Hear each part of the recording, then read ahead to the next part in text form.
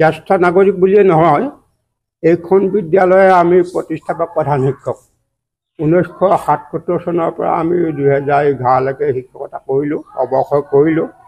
এতিয়া আমি অৱসৰৰ পিছত স্কুলৰ যিটো অৱস্থা, এই কণ কণ ল'ৰা ছোৱালীবিলাকে অনুকূল পৰিৱেশ পাইছে বুলি ক'ব নোৱাৰোঁ। মই বাৰে বাৰে এই বৰ্তমানৰ প্ৰধান শিক্ষকক পৰামৰ্শ দিওঁ, চৰকাৰৰ লগত তেখেতে যোগাযোগ কৰোঁ বুলি কৈছে, যে কিন্তু কাম হোৱা নাই। কথা হ'ল কি, ইমান পুৰণি শিক্ষানুষ্ঠান এখনৰ ঘৰটো আজি এনেকুৱা দুখ লগা জৰাজীৰ্ণ হ'ব নালাগিছিল। আমি ব্যক্তিগতভাৱে স্থানীয় দুই একক নেতাক কওঁ, কিন্তু কাৰ্যকৰী হোৱা নাই। গতিকে আপোনালোকৰ যোগেদি আমি চৰকাৰক আহ্বান জনাওঁ, অতি শীঘ্ৰেই এই বিদ্যালয়খনৰ এটা উন্নত মানদণ্ডৰ গৃহ নিৰ্মাণ কৰাৰ লগতে বিদ্যালয়খনৰ এটা উন্নত শৈক্ষিক পৰিৱেশ ইয়াতে গঢ়ি তোলে। এইটো আপোনালোকৰ যোগেদি চৰকাৰৰ ওচৰত মোৰ আমাৰ আহ্বান, প্ৰথম কথা।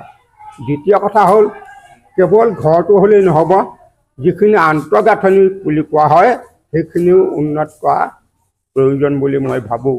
এতিয়া মোৰ বিশেষকৈ এটা অনুষ্ঠান, এই অনুষ্ঠানটোত মোৰ টান আছে। নিজে মাটি ভাটি দান দি মোৰ দেউতাই মাটিডোখৰ দিছিলে, মই শিক্ষক হিচাপে থাকিলোঁ। এতিয়া অনুষ্ঠানটো মোৰ ইয়াতে টান এইকাৰণে আছে যে মোৰ গাঁৱৰ উদীয়মানসকলে উঠি অহা ল'ৰা ছোৱালীবিলাকে ইয়াত শিক্ষা পায়, কিন্তু এই পৰিৱেশে এতিয়া আমাৰ মনত দুখ লগাইছে। গতিকে আপোনালোকে যোগেদি চৰকাৰক আহ্বান জনাওঁ, যাতে বিদ্যালয়খনৰ শৈক্ষিক পৰিৱেশ এটা উন্নত কৰাৰ লগতে যিখিনি আন্তঃগাঁথনিৰ ব্যৱস্থা কৰিব লাগে সেইখিনি তেখেতলোকে কৰক। লগতে আৰু এটা কথা কওঁ, এইখন বিদ্যালয়ত বৰ্তমান অৱস্থাত প্ৰায় 60জন ছাত্ৰ ছাত্ৰী আছে বুলি মই প্ৰধান শিক্ষকৰ পৰা জানিব পাৰিছোঁ। গতিকে ছাত্ৰ ছাত্ৰী অনুপাতে শিক্ষকৰ সংখ্যা সীমিত। গতিকে মোৰ আহ্বান আন এটা, যে প্ৰতিটো শ্ৰেণী অনুপাতে এজনমান শিক্ষক দিয়াৰ ব্যৱস্থা কৰে চৰকাৰে। এইখিনিকে মই আহ্বান যদিও আপোনালোককো ধন্যবাদ জনাইছোঁ এইখিনি কৰি দিয়াৰ কাৰণে, যাতে আপোনালোকৰ যোগেদি এই বিদ্যালয়খন উন্নতি হয়, এইটোৱে আমাৰ কামনা থাকিল। Thank U sir. শিৱসাগৰ জিলাৰ অন্তৰ্গত বিলুপ্ত আমগুৰি সমষ্টিৰ অন্তৰ্গত নামতিয়ালি পঞ্চায়তৰ 2 নম্বৰ ৱাৰ্ডত অৱস্থিত আমাৰ এই নামতিচাৰি নৱজ্যোতি প্ৰাথমিক বিদ্যালয়খন এক জৰাজীৰ্ণ ৰূপ। আপোনালোকে আজি আহি আপোনালোকে নিজ চকুৰে পৰ্যবেক্ষণ কৰিলে, যিদৰে ছাত্ৰ ছাত্ৰীসকলক পঢ়াৰ অনুপযোগী কৰি থৈছে বৰ্তমান শিক্ষামন্ত্ৰী ৰণোজ পেগু ডাঙৰীয়াৰ নেতৃত্বাধীন শিক্ষা বিভাগটোৱে।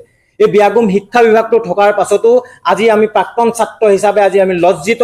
আমি নিজে আজি আমাৰ চকুৰ পানী ওলাই, যিখন বিদ্যালয় গৃহত পঢ়ি আমি আজি এই স্থান পোৱালে এই শ্ৰদ্ধাৰ শিক্ষাগুৰুসকলে, এই শিক্ষাগুৰুসকলৰ যিটো কষ্ট, মৰ্মৰ বেদনা, ছাত্ৰ ছাত্ৰীসকলে উঠি অহা ছাত্ৰ ছাত্ৰীয়ে শিক্ষাদান কৰে, তেওঁলোকৰ যিটো কষ্ট আমি আজি দেখি আমি নিজে আজি অতিকৈ দুখ প্ৰকাশ কৰিছোঁ। বৰ্তমান চৰকাৰৰ মাননীয় মুখ্যমন্ত্ৰী হিমন্ত বিশ্ব শৰ্মা ডাঙৰীয়া, আপোনাৰ চৰকাৰৰ দিনত আপোনালোকে কৈ ফুৰিছে মডেল শিক্ষা অনুষ্ঠান আপুনি গঠিত কৰিছে। মডেল শিক্ষা অনুষ্ঠান নামটি অঞ্চলৰ এই নৱজ্যোতি প্ৰাথমিক বিদ্যালয়খনত অনুষ্ঠিত হৈছে নে নাই আপুনি এবাৰ আহক, আমি নিশ্চয় চকুৰে পৰ্যবেক্ষণ কৰক। বিশেষকৈ আমি ক'ব লাগিব যে বিগত 1995 চনত এই যি গৃহটি নিৰ্মাণ কৰিছিল, তাৰ পৰা 2018 চনৰ পৰা এই গৃহটিত কোনো শিক্ষা ব্যৱস্থাত তেওঁলোকে ইয়াত শিক্ষাদান কৰিব পৰা অৱস্থাত নাই। তেওঁলোকে আমাৰ শ্ৰদ্ধাৰ শিক্ষাগুৰুসকলে ক্লাছ অংগনবাদীৰ পৰা ক শ্ৰেণীৰ পৰা আদি কৰি 6টা-7টা ক্লাছ তেওঁলোকে মাত্ৰ 2টা গৃহত চলি থকা আমি দেখা পোৱা গৈছে। তেনেস্থলত আমাৰ উঠি অহা প্ৰজন্মৰ সুৰক্ষিতৰ ছাত্ৰ, উঠি অহা প্ৰজন্মৰ ভৱিষ্যতৰ সুৰক্ষিতৰ স্বাৰ্থত বৰ্তমান শিক্ষা বিভাগৰ নাজিৰা উন্নয়ন খণ্ডৰ বিষয়া তথা আমাৰ ৰণোজ পেগু ডাঙৰীয়াৰ সুমতি প্ৰদান হ'বনে নহয়, এই সংবাদ প্ৰচাৰ হোৱাৰ পিছত সুমতি প্ৰদান হ'বনে নহয়, সেইটো কিন্তু লক্ষণীয় বিষয় হৈ পৰিব। আমি গতিকেলৈ প্ৰাক্তন ছাত্ৰ হিচাপে বৰ্তমান চৰকাৰৰ সকলোকে অনুৰোধ জনাইছোঁ, যাতে আপোনালোকে আপোনালোকৰ বিষয়া কৰ্মচাৰীসকললৈ ইয়ালৈ পঠিয়াই আপোনালোকে নিজভাৱে তদন্ত কৰক আৰু যিখিনি কৰিব লাগে আন্তঃ উন্নয়ন গাঁথনিক যিখিনি কাম কৰিব লাগে কৰি দি এই গৃহটি তেওঁলোকক উপহাৰ প্ৰদান কৰক। লগতে আমি চৰকাৰ দিয়াৰ জৰিয়তে আমি অনুৰোধ জনাইছোঁ যে ইয়াত যিহেতু বহুত আমাৰ শিক্ষক দেখা পাইছোঁ নিম্ন বহুত কম আছে, 5জন শিক্ষকে 60জন ছাত্ৰ ছাত্ৰীক পঢ়োৱা আমি এই সহজ কথা নহয়। গতিকে আমি বৰ্তমান চৰকাৰখনক আমি অনুৰোধ জনাইছোঁ যাতে যি 5জন শিক্ষক আছে, য'ত আমি দেখা পাইছোঁ বিভিন্ন স্থানত 20জন ছাত্ৰ ছাত্ৰীৰ জেগাত 5জন ছাত্ৰ ছাত্ৰী দিয়া তাত ফলাফলসমূহ বেয়া, কিন্তু এই নৱজ্যোতি প্ৰাথমিক বিদ্যালয় শিক্ষকসকলৰ প্ৰচেষ্টাত এ গ্ৰেড পাবলৈ কিন্তু এই বিদ্যালয়খনে সক্ষম হৈছে। গতিকে আমি চৰকাৰক অনুৰোধ জনাইছোঁ এই এ গ্ৰেড প্ৰাপ্ত এই শিক্ষকসকলে যাতে এই আমাৰ শ্ৰদ্ধাৰ শিক্ষাগুৰুসকলক যাতে এজন শিক্ষাক নতুন শিক্ষা ইয়াত শিক্ষাগুৰু প্ৰদান কৰি যাতে শিক্ষকসকলক সহযোগ কৰি দিয়ে তাৰ বাবে আমি চৰকাৰক অনুৰোধ জনাইছোঁ। এই নৱজ্যোতি প্ৰাথমিক বিদ্যালয়ৰ এই পুৰণি গৃহটো বৰ্তমান পৰিত্যক্ত হৈ পৰি আছে আৰু আমাৰ এছিয়া দুটাতে আমি ছাত্ৰ ছাত্ৰী প্ৰায় 56জন ছাত্ৰ ছাত্ৰী আমি পাঠদান কৰি আছোঁ। আমাৰ শিক্ষক 5জন পাঠদান কৰি থাকোঁতে অলপ অসুবিধা হয়, পাৰ্টিশ্যন আছে, ৱাল আছে যদিও আমাৰ কিছুমান অসুবিধা হয় পাঠদানৰ ক্ষেত্ৰত। আৰু আমাৰ বিশেষকৈ মাটি নাই, আমাৰ বিদ্যালয়খনত মাটি কম, নতুন এছিয়াৰ বনাবলৈও মাটি নাই, মাটিৰ অভাৱ।